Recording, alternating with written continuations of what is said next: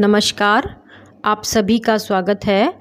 मैं डॉक्टर अंजू ओझा आज आपको कृषि को प्रभावित करने वाले प्राकृतिक कारकों के बारे में बताने जा रही हूँ। कृषि को प्रभावित करने वाले प्राकृतिक कारकों में भूप्रदेश, धरातल और ऊंचाई, जलवायु तथा तापक्रम का अध्ययन हम इसके पूर्व के वीडियो में कर चुके हैं। आज हम उसके आगे के कारकों के बारे में अध्ययन करेंगे। तो उसमें नेक्स्ट कारक है सूर्य प्रकाश। पौधों में प्रकाश संश्लेषण के घटित होने में प्रकाश का योगदान महत्वपूर्ण होता है। किसी फसल के परिपक्व बनने में लगा समय वहाँ दिन की अवधि यानी फोटोकाल की अवधि पर निर्भर होता है। तो जो फोटोसिंथेसिस की क्रिया है उसके द्वारा पौधे आगे की तरफ बढ़ते हैं, या ऐसे कहेंगे उनमें डेवलपमेंट होता है। ये भोजन बनाने की क्रिया होती है और फसल के परिपक्व बनने में जो समय लगता है वो दिन की अवधि यानी फोटोकाल की अवधि पर निर्भर करता है कि कोई फसल कितने दिन में परिपक्व होती है। अतः कहाँ किस जाति का पौधा अथवा फसल उत्पन्न की जाए, इसका आकलन व चयन वहाँ सूर्य प्रकाश की अधिकतम प्राप्त ऊर्जा के सदुपयोग पर आधारित होता है। तो किस क्षेत्र में किस जाति का पौधा या किस ब्रीड का पौधा उत्पन्न हो सकता है या किया जा सकता है, ये सूर्य प्रकाश पर निर्भर करता है। सामान्यतः ग्रीष्म काल की तुलना में शीत ऋतु में रोपी गई फसल को परिपक्व बनने के लिए कैलेंडर वर्ष के अधिक दिनों की आवश्यकता होती है। तो ये हमने यहाँ देखा कि शीतकाल में जो फसल बोई जाती है उसको परिपक्व होने में दिन अधिक लगते हैं। उसका कारण क्या है? उस समय शीतकाल में सूर्य प्रकाश की जो अवधि होती है वो कम समय के लिए प्राप्त होती है। ऐसे क्षेत्रों में जहां आकाश में मेघाच्छादन सामान्य घटना है वहां उपलब्ध प्रकाश की मात्रा घट जाती है और फसल की परिपक्वता व उसकी कटाई संदेहास्पद बनी रहती है। ऐसे क्षेत्र जहां जो कि हमेशा बादलों से घिरे हुए रहते हैं वहां भी प्रकाश की मात्रा घट जाती है। मेघाच्छादन तथा अत्यधिक वर्षा दोनों ही दोहरी उपज में बाधक होती है। तो यदि किसी क्षेत्र में बादल से अधिक घिरा हुआ क्षेत्र है या वर्षा भी अधिक हो रही है तो वहाँ पर एक साल में जो दोहरी उपज होती है वो बाधक हो जाती है। अगला कारक है पाला।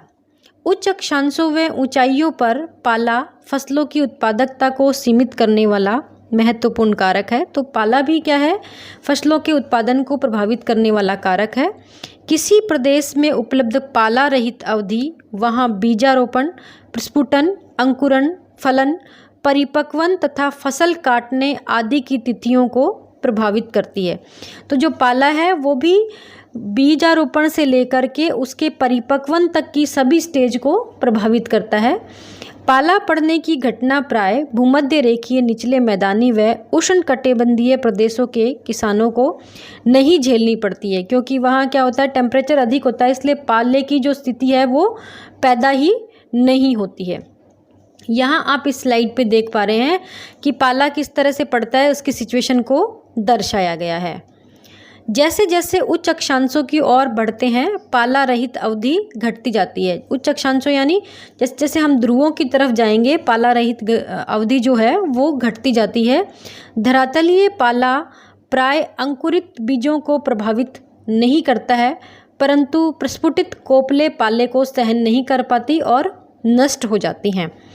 पाले से प्रभावित क्षेत्रों में अनुकूलन करने हेतु ऐसी फसलों का चयन आवश्यक है जो पाला सहन करने की शक्ति रखती है। यानी आजकल बहुत सारी ब्रीड ऐसी आती है जो पाले को सहन करने की शक्ति भी रखती है।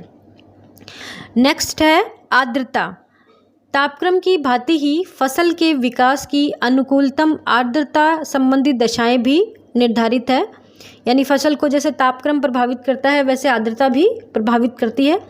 मिट्टी में आवश्यकता से अधिक जल भी वहाँ की रासायनिक व जैविक प्रक्रियाओं में बदलाव उत्पन्न कर देता है और ऑक्सीजन की मात्रा को सीमित बनाकर ऐसे मिश्रणों का निर्माण करता है जो पौधों की जड़ों को विषाक्त बना देते हैं। तो आवश्यकता से अधिक यदि पानी है तो वो भी पौधों की जड़ों को विषाक्त बना देते हैं। अतः मिट्टी में आवश्यकता से अधिक जल पौधों के विकास को अवरुद्ध बना देता है। अब हम नेक्स्ट बात कर रहे हैं अनावृष्टि या सूखा। यानी अनावृष्टि का मतलब होता है जितनी वर्षा हमें डिमांड होती है उससे कम वर्षा हो। प्रदेश में भूमि उपयोग और फसलों का अनावृष्टि अथवा सूखे के कारण भयंकर विध्वंस होता है। अनावृष्टि से मिट्टी खेतों में शुष्क बन जाती है। शुष्क मिट्टी में वाष्पोत्सर्जन और वाष्पीकरण के लिए आवश्यक जल भी शेष नहीं रह जाता। ऐसी सूखी मिट्टी से फसल नष्ट होना प्रारंभ हो जाती है, क्योंकि फसल को मिट्टी से आर्द्रता पहुंचना बंद हो चुका होता है। तो जहां सूखे की कंडीशन होती है वहां फसलों को आर्द्रता नहीं मिल पाती है, जिस कारण वो नष्ट हो जाती हैं। यहाँ आप देखें इस स्लाइड पर सूखे की कुछ स्थितियों को दर्शाया गया है। इस स्लाइड में drought prone area in India को दर्शाया गया है कि जो सूखे से ग्रसित क्षेत्र हैं वो भारत में कौन कौन से हैं, उनको यहाँ पर इस स्लाइड में दर्शाया गया है। भारत के सूखाग्रस्त क्षेत्र राजस्थान, महाराष्ट्र, गुजरात, मध्य प्रदेश, आंध्र प्रदेश और कर्नाटक राज्यों में हैं। घोर सूखे से ग्रस्त क्षेत्र विश्व में साहेल प्रदेश हैं, जो अफ्रीका महाद्वीप के एक सिरे से दूसरे सिरे तक मोरितानिया, माली, नाइजर, चड, सूडान और इथोपिया में विस्तृत है। और यहाँ आप इस स्लाइड पे देख रहे हैं अफ्रीका के साहेल प्रदेश को दर्शाया गया है कि जो कि घोर सूखे से ग्रस्त क्षेत्र है।